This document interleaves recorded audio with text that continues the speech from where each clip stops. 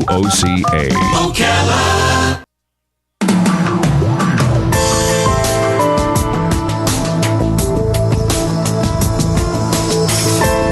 All right, 19 minutes after 11 o'clock. Thank you for tuning in this Tuesday morning. This past weekend, my friend Doug came over on Sunday morning, and I asked him if he wanted to have breakfast. So he said yes, and so I said, well, I'll make some omelets for us, okay? So I knew I had eggs. I couldn't remember what else I had in the fridge. And, well, it turned out I had hot dogs and cheese. So I don't know if I've ever heard of anybody making this before, but I had hot dog and cheese omelets. Oh, there you go. It sounds yummy. Why not? We have sausage. We could have hot dogs. Well, yeah, right? Sure. They are so good. I even put some salt on it, which it's kind of weird to put salt on a hot dog, but anyway. But there's an episode of Seinfeld, not Seinfeld, but the thing he does now, the comedians in cars getting coffee. Right. And it's with Ricky Gervais. Is that the actor, the comedian? Oh, yes. And he's with Ricky Gervais, and Jerry orders 2 egg whites and 2 whole eggs, fried or whatever. Mm-hmm. And Jerry Gervais goes, "What did you just order? 4 eggs?" He goes, "No, 2 egg whites and 2 whole eggs." Mm-hmm. He said, "Well, that's 4 eggs." He says, "No, the yolk is missing from 2 of them, so I'm cutting back on my cholesterol a little bit." Yeah. So Ricky Gervais says, "What do you like, the young king? You get anything you want." It was kind of a funny bit, but the truth is, we are all thinking. You go to like a drive-thru, and they'll say, you can have an egg white only egg McMuffin or something like that. Mm-hmm. And so I know the reason is because, you hear the news from different places that says cholesterol is bad, and I'm not saying it's not. I'm just happy to see something in front of me that says, hey, eggs aren't so bad. The person who I'm reading this information from is on the phone. His name is Christopher Speed.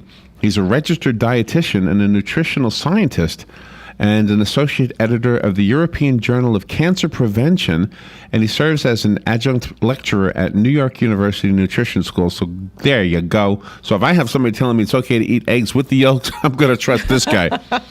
He's going to debunk the myths of the foods that give us cholesterol and demonize the foods that we don't eat. And we can write a letter to Jerry Seinfeld saying, you know what, next time have 4 eggs with 4 yolks. And come over to Larry's house and have hot dog omelets. Fried hot dogs. Yeah. Christopher Speed. Good morning, Christopher. Good morning. Thanks for having me. Where are you? Where are you calling from? I'm calling from Brooklyn, New York. Brooklyn. All right. You don't sound like you're from Brooklyn. No, originally from Australia, Sydney. Oh, okay. Wow, you traveled a long way to do your job. So, what did I just say that was wrong? Anything, or was I right about it all? Listen, it's all about moderation, and there is no such thing as a bad food. If the majority of what anyone eats on a very regular basis is from a plant, so it's fruits, vegetables, whole grains, nuts and seeds, there leaves a whole bunch of room on that dinner plate, on that breakfast plate, in that for lunch, to have eggs, dairy, red meat, these foods that are really demonized, and specifically eggs. Eggs have been time and time again shown to be extremely helpful. So whether you choose to have the yolk or not is really up to you. I would say include the yolk, because the yolk does contain fats, but that's also healthful fats. It also contains a myriad of fat-soluble vitamins that you're not going to get from just the whites. So including the yolks is only going to improve their whole nutrient density of what you're about to eat. So actually the whole egg is not a problem. And even very well-respected independent cardiovascular associations, heart health associations, have totally debunked that myth. Eggs do not have any association with increasing levels of cholesterol and therefore any consequent increased risk of heart disease. So put the eggs back onto your breakfast and enjoy them. Okay, and before you say anything else, I want to say this, and correct me if I'm wrong, but you do not work for any egg union or anything like that. Not at all. I'm a dietitian who just wants to tell people the truth about nutrition science. Okay. And the egg one does get me a little bit upset, because I do see people missing out on so much amazing nutrition because they're not including the whole egg. Okay, and so that said, when you go back to the first thing you said about moderation, so do we limit the number of eggs? Is that the key, or does that not even matter? Just talk about eggs for a second, just by themselves. Well, yeah. I mean, if you're having a couple eggs every day, there's really not going to be an issue.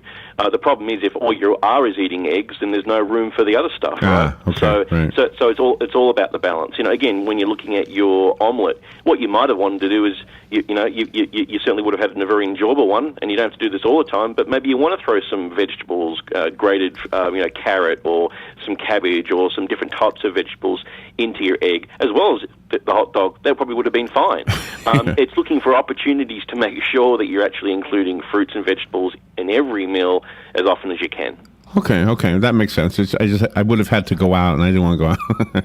But you mentioned happens, doesn't it? You mentioned dairy. Now, cheese gets a bad rap all the time too. I told Robin one time if I had my choice, I could only have like cheese or meat. I would choose cheese every time. Yeah, listen, dairy is one of my pet peeves recently. I'm seeing so many people and hearing so many people, especially in natural food stores, that are removing the entire dairy from their diet. And listen, unless they're allergic or they have religious reasons to do that, then that's different.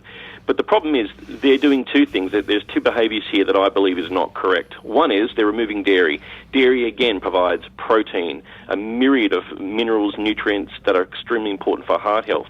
But what they do is they remove dairy, which is the first potentially negative behaviour, and they replace it with an even more risky behaviour.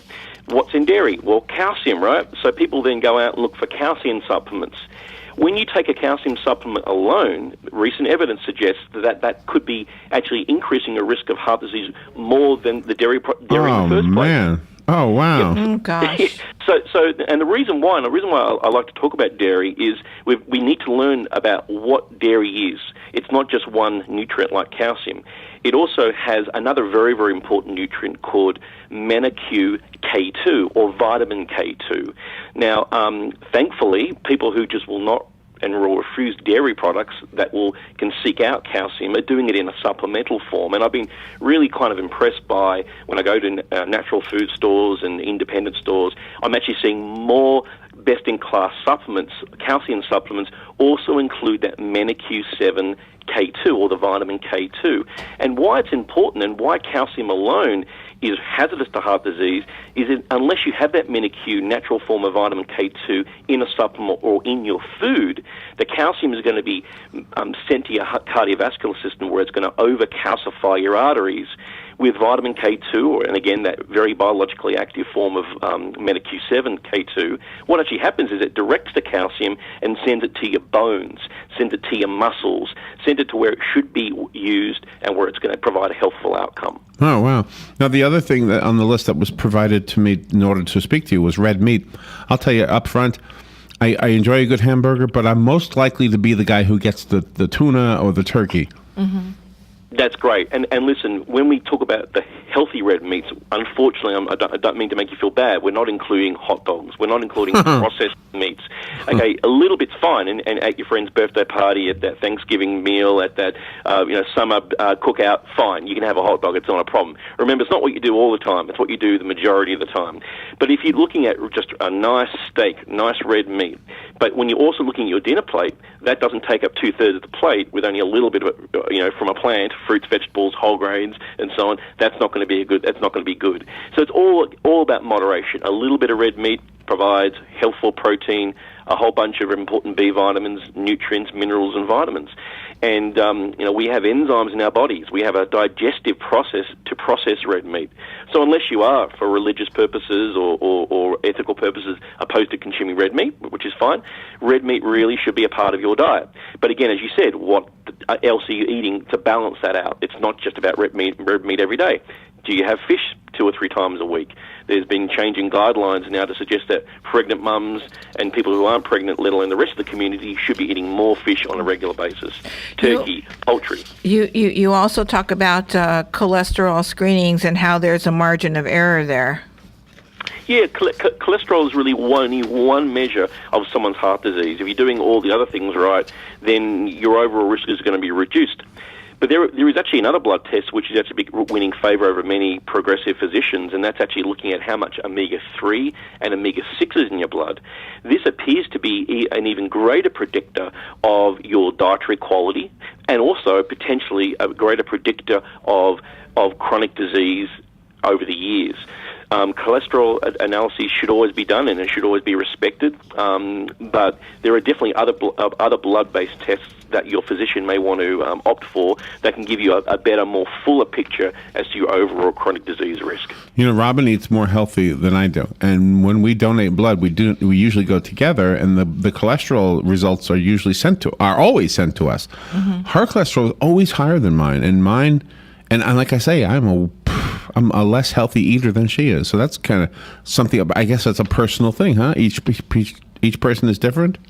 It is, and actually there's very little evidence to suggest that in societies, in populations that have high levels of cholesterol, that they actually have a high risk of heart disease. In fact, in Japan, those individuals with even the highest levels of heart disease appeared to live longer than the ones that had lower levels of heart disease. Oh, really? You know, oh, wow. Yeah, so it could be due to a lot of things. I believe, as a dietitian, that it's probably the fact that they're eating a lot of those long-chain omega-3s from fish. Probably. And we should all be consuming a lot more fish for that reason. Christopher, we're almost out of time. I don't see that you have a book. Am I wrong about that? Do you have a book? No, I don't. But I can definitely send people to a website if they're interested. Yeah, what's the website? The American Nutrition and Dietitians Association have a great website for all information. As I was talking about the dairy products, I get a lot of people wanting proof about that issue with vitamin K2. There's a very independent website that's actually been put together by a great association. Their website is called vitamink2.org. Okay. And that actually gives you a lot of information about exactly what we were talking about this morning. Okay, vitamink2.org. Christopher Speed, great interview. We've got to run. Thank you so much. Thank you.